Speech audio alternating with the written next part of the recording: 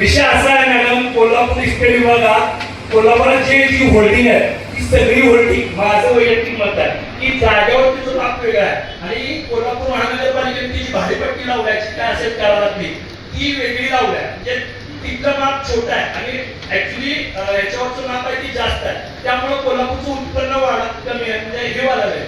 कोल्हापूर महानगरपालिकेला उत्पन्न मिळत नाही, कमी मिळतं. हे अधिकाऱ्यांनी मॅनेज करून केलेला विषय आहे. आणि हा जो मी म्हटला ग्रस्त कोण आहे का मला माहित नाही, तर आंबोडे यांनी बोलते की आयआरबीच्या ह्या पोर्टवर 5 वर्षाचं टेंडर होतं. ह्यांनी 1 कोटी रुपये आतापर्यंत कोल्हापूर महानगरपालिकेचे दिलेले नाही. असे अनेक मोठे मोठे होल्डिंग आहेत जे कोल्हापुरात मोठे. एकाचं नाव घ्या, कोण पहिला कोण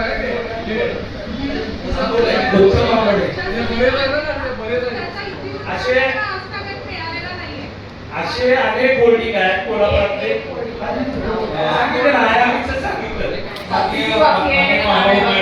सन्माननीय सभागृह माजी सदस्यांनी जो मुद्दा उपस्थित केला तो बरोबर आहे आणि त्याच्या अनुषंगानं त्यांचं आपण जी कारवाई केली की त्यांचे जे 17 लाख रुपये प्रत्येक 2 त्याच्यामध्ये श्रेयांश आणि 2 एजन्सी आहेत, तर त्यांचं आपल्याकडे थकबाकी आहे. त्याची जी अनामत रक्कम आहे ती आपण जमा करून घेतलेली आहे.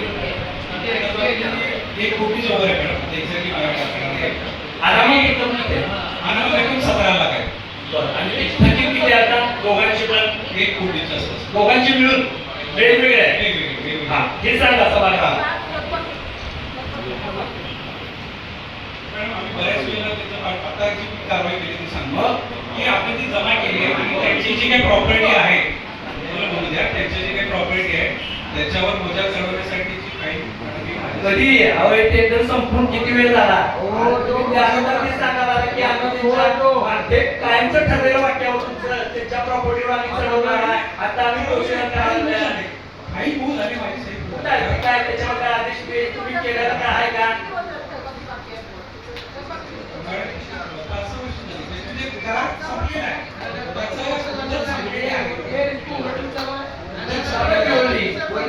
आता त्याच्यावर कोण पण लावते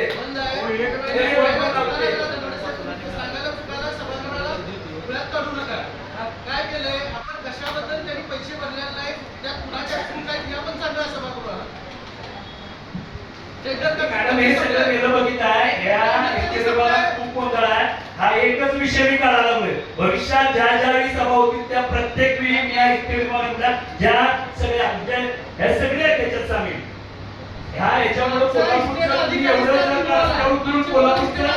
कोल्हापूर वाढवत असताना या अधिकाऱ्यांच्यामुळे ह्या सगळ्या नुकसान कोल्हापूर महानगरपालिकेचं वाढलंय. आता एकच सांगतो मॅडम, परवानगी घेताना तुम्ही सांगावं की एखादं होल्डिंग परवानगी घेताना तुम्ही लावायच्या अगोदर परवानगी घेताय एखादं होल्डिंग होत असताना का लावल्यानंतर घेताय? अशी किती दाखवू मॅडम 2-2 वर्ष होल्डिंग लावून झाले तर मी परवानगी द्या नाही. ती लोक पैसे मिळवतात फुकट मध्ये आणि कोल्हापूर महानगरपालिकेचं उत्पन्न उठते. आम्ही दाखवतो उदाहरण सर.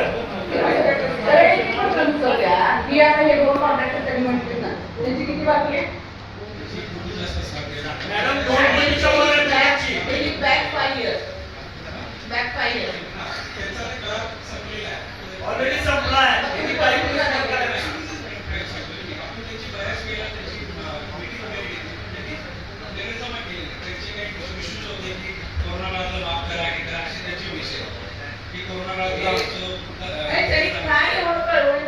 तुम्हाला लक्षात येत नाही त्याचं काही पैसे त्यांच्या घरात जाणार नाही.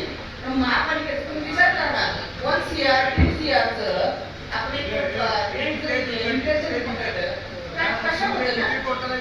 कशाबद्दल आता महापालिकेचं पाणी 200 रुपये नाही बिल बरोबर तुम्ही 200 रुपये कनेक्शन तोडताय. मग हे ते म्हणतात की कुठे काय पण मिनिमम पेंडिंग असते का?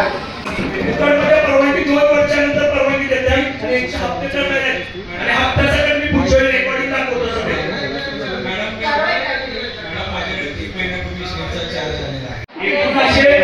पाच होल्डिंग वाले त्याच्याकडून पैसे ज्यावेळी नगरसेवक लोक डायरेक्ट नावातून अधिकारी बोलतात तर त्याला चौकशी व्हायला पाहिजे.